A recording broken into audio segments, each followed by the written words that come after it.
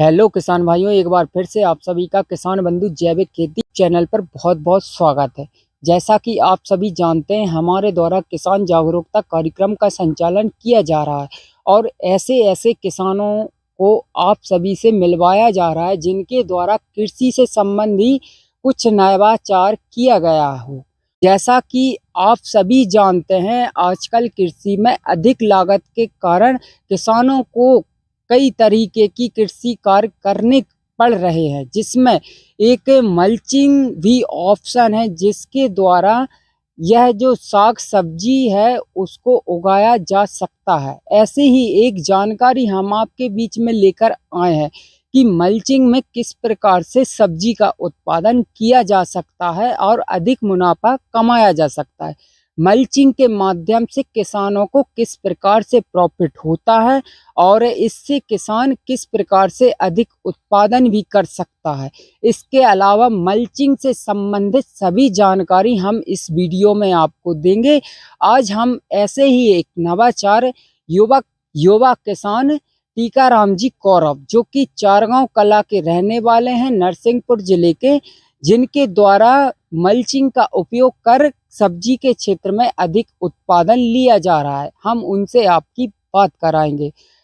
भैया, आपका बहुत बहुत स्वागत है हमारे चैनल में। धन्यवाद तो भैया। भैया, मेरा आपसे सबसे पहला सवाल रहेगा कि आपके दिमाग में ये मल्चिंग जो सब्जी उत्पादन है, मल्चिंग किस प्रकार से आप इसे आंक रहे हैं? क्या इससे अधिक उत्पादन लिया जा सकता है? जी भैया, मैं आपको बताऊं, सबसे पहले मैंने सब्जी का बगैर मल्च के किया जी था। जी तो उसमें बहुत ज़्यादा अपने यहाँ खरपतवार की तो बहुत समस्या है। जी जी और सब्जियों में यदि अपन ज़्यादातर ये रासायनिक खाद जी जैसे कि टरका सुपर है, जी खरपतवार नाशी का यदि इस्तेमाल करते हैं तो सब्जी का उत्पादन बहुत कम होता है। जी इसलिए मैंने सबसे पहले सब्जी का बगैर मल्च के खाद दवा डालने पे, जिस बगैर मैंने प्रैक्टिकल किया था, तो उस टाइम पे क्या है कि आधे खेत में मैंने खरपतवार नाशी डाला था, आधे में तो जिसमें खरपतवार नाशी डाला था तो उसका उत्पादन बहुत कम गया था, जी जी आधे से भी कम कह सकते हैं आप। जी जी तो उसके बाद फिर मेरे दिमाग में आया, जी मेरे पिताजी ने बताया मुझे, उन्हीं के ज्ञान से मैंने किया था। जी पिताजी ने बताया कि मल्च का उपयोग कर सकते, जी तो कई इसमें ये खरपतवार और ये जो खरपतवार नाशी जो दवाएं हैं ये नहीं डालना जी पड़ेगी। जी और अपने यहाँ कुलदीप भैया, मैं आपको बताऊं, सबसे ज़्यादा अपने क्षेत्र में लेबर का बहुत प्रॉब्लम है। जी जी तो लेबर के लिए मैंने वो, फिर मैं मल्च का जब ही से मेरे दिमाग में आया था, फिर मैंने मल्च का पे खेती करना शुरू किया है। जी, तो भैया हमारे दर्शकों को आप बताएं कि मल्चिंग करने के बाद आपको किन किन चीज़ों का फायदा हुआ। जैसे मल्चिंग में लगने वाली दवा हो गई या फिर इसमें होने वाला जो पानी का मॉइस्चर है वह हो गया। तो आप एक एक करके हमारे दर्शकों को बताएं। जी, मल्च से आप ये समझ सकते हैं कि मल्च के साथ यदि आप मल्च से खेती कर रहे हो तो उसमें ड्रिप इरिगेशन सिस्टम लगाना पड़ेगा। जी जी तो नहीं तो पानी की समस्या आएगी। जी तो इसलिए मैंने फिर ड्रिप इरिगेशन सिस्टम लगाया है और जी उसके बाद मल्च लगाया है।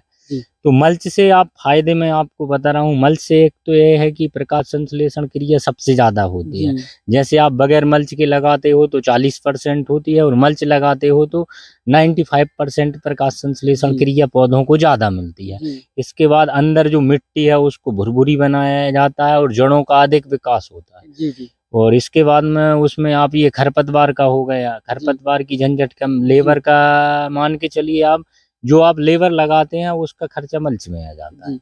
तो आपके द्वारा भैया जो मैं देख रहा हूँ सब्जी का उत्पादन किया जा रहा है, ये कितनी जगह में है? ये भैया मेरा 4 एकड़ का प्लॉट है, जी जिसमें 2 एकड़ में लगभग में 1.25 के समथिंग में है जी बैगन, जी और ये 2 एकड़ में है शिमला और हरी मिर्च। आपकी जो ड्रिप इरिगेशन है वह आपकी, ये क्या बोलते हैं, वेंचुरी के माध्यम से जो हाँ। पानी आप दे रहे हैं उसमें किस प्रकार की सहूलियत है? उसमें तो भैया यदि देखो किसान भाई, यदि ड्रिप इरिगेशन सिस्टम लगाना चाहते हैं तो उसमें तो 3-4 यंत्र लगते हैं, जैसे जी वेंचुरी हो गया, जी डिस्क फिल्टर हो गया, जी हाइड्रोसाइक्लोन फिल्टर हो गया, क्योंकि अपने यहाँ जो बारीक रेत निकलती है जी पानी में, उसको अलग करना पड़ेगा। यदि अपन ये जो यंत्र नहीं लगा रहे जी तो ड्रिप एक ही सीजन में चोक हो जाएगा। जी जी। और भैया मेरा आपसे अगला सवाल रहेगा कि वेंचुरी जो आप लगाए हैं उसमें रासायनिक खाद का उपयोग करते हैं या जैविक खाद का उपयोग करते हैं? उसमें भैया दोनों का उपयोग कर जी सकते हैं। जी और अभी उसमें मैं दोनों करता हूँ। पहले तो मैं, क्योंकि अभी एकदम से अपने यहाँ की खेती किसानों ने इतनी जहरीली बिल्कुल कर ली बिल्कुल, है ये कि आपका कहना सही है। उसमें अभी यदि एकदम से जैविक करें तो ये है कि मान के चलिए उपज बहुत कम होगी। जी मगर ये है कि मैं स्टार्टिंग में जब शुरुआत अवस्था में करता हूँ तो टोटल 100% जैविक उत्पाद ही करता हूँ। जी इसके बाद फिर रासायनिक, मगर ये है कि रासायनिक में 40% से ऊपर नहीं देता। जी जी। और आपको और क्या लगते हैं कि ये जो मल्चिंग आपके द्वारा लगाई गई है इसमें और भी कुछ फायदे जिसको किसान को जानना अति आवश्यक है उस संबंध में भी बताएं?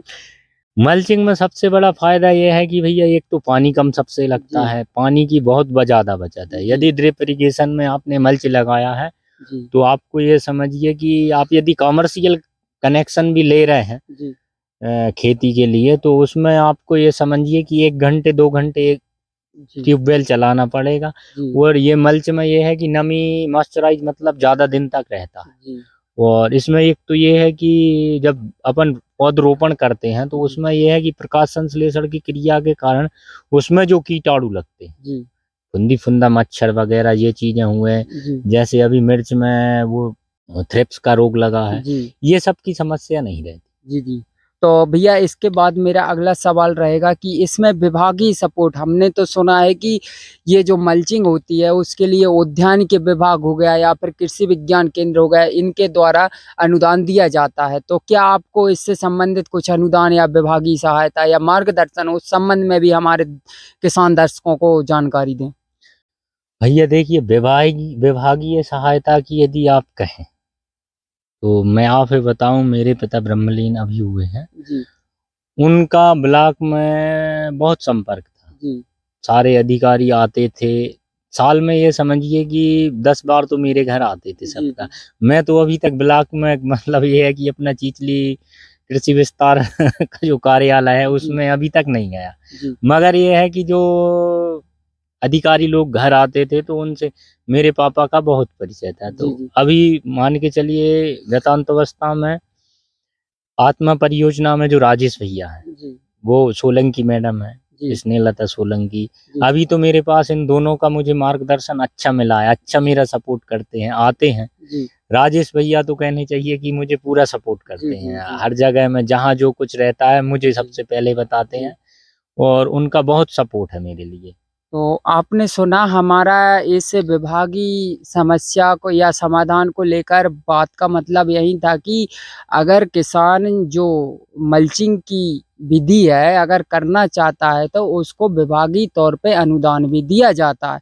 भैया इसके बाद मेरा अगला आपसे सवाल उत्पादन से संबंधित रहेगा कि नॉर्मल जो सब्जियों का उत्पादन किया जाता है और मल्चिंग के माध्यम से जो उत्पादन किया जाता है उसका अंतर हमारे किसान दर्शकों को बताएं। उत्पादन के लिए भैया मैं आपको बताऊं तो उत्पादन का तो अपन कह नहीं सकते, जी इसलिए नहीं कह सकते थे कि ये सब उत्पादन होता है मौसम पे और लागत पे जी डिपेंड। इस वर्ष तो मेरा उत्पादन बहुत कम रहा है। भट्टे का जो बैगन का जो टारगेट था मेरा, जी मैं उसके आधे लक्ष्य तक नहीं पहुंच पाया, जी जी क्योंकि भारी बारिश के कारण इसमें एक तो दवाएं नहीं डल पाई, जी और दवा के साथ साथ में पौधे ने भी उतना विकास नहीं किया। जी धूप नहीं लगी तो उस वजह से इसमें पुष्प जी फल भी कम लगे। जी तो इस वजह से बैगन में तो आधे मेरा जो टारगेट था उससे आधे पे भी नहीं जी पहुंचा। जी अभी मेरा मिर्च का है तो मिर्च में भी मैंने इस जहां आप खड़े हैं और जो दर्शक लोग देख रहे हैं, जी इस मिर्च में मैंने 6 बार रोपा कर दिया। जी जी 6 बार रोपण के बाद में आया है और बाहर से भी रोपा बुलाया है। जी तो इस वर्ष तो बारिश के कारण उत्पादन अपन अनुमान नहीं लगा सकते जी कि क्या होगा।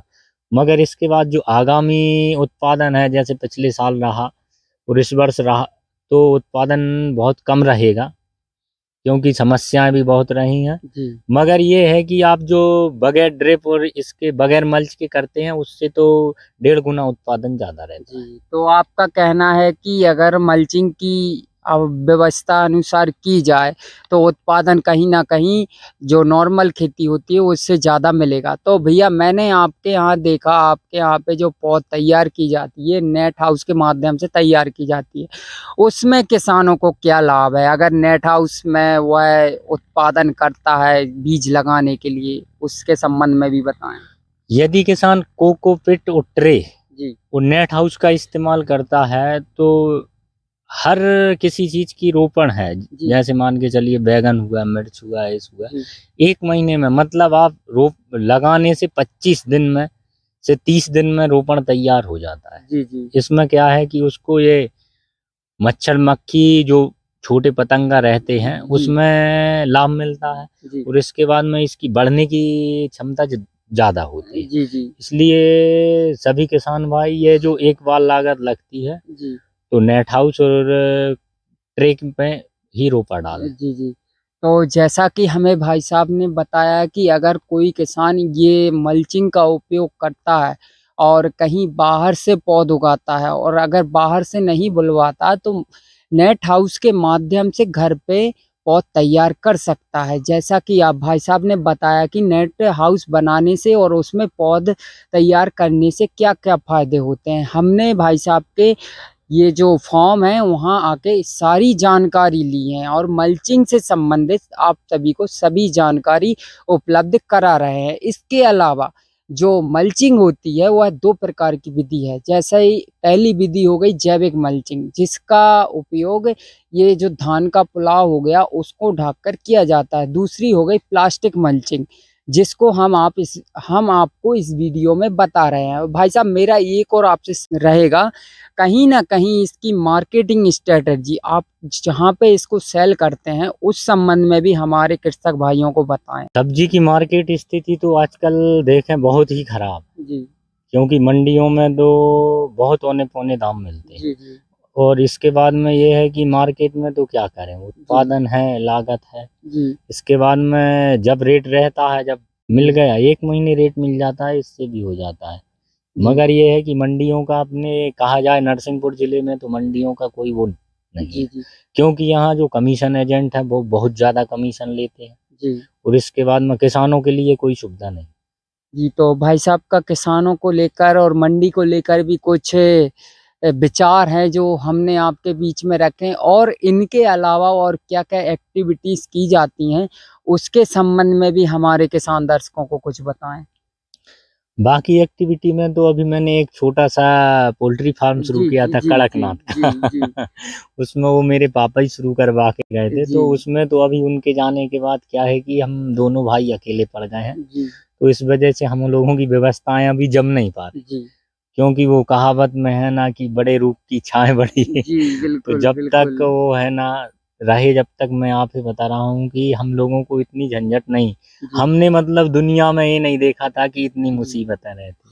जी। तो अभी आप अपने नॉलेज के विषय में भी बताएं कि आपने इन संबंधित कृषि में नवाचार लाने के लिए कहाँ कहाँ विजिट किए हैं और किस किस संबंधित विभागों में घूम के आए हैं जहां आपको नई नई जानकारी उपलब्ध हुई।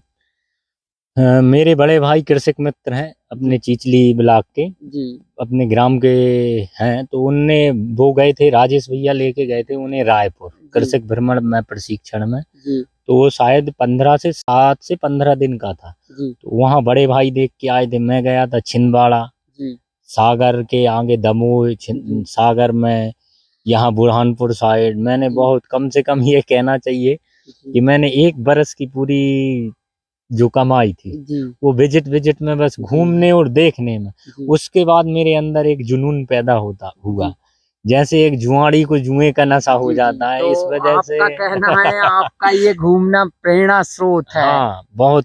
जी इसमें क्या है, बहुत सी चीजें रहती हैं, जी जब तक अपन देखेंगे नहीं जब तक सीखेंगे नहीं। जी तो देखने से भी, ये मेरा कहने का मतलब ये है कि 60% तो अनुभव मिलता है। जी जी।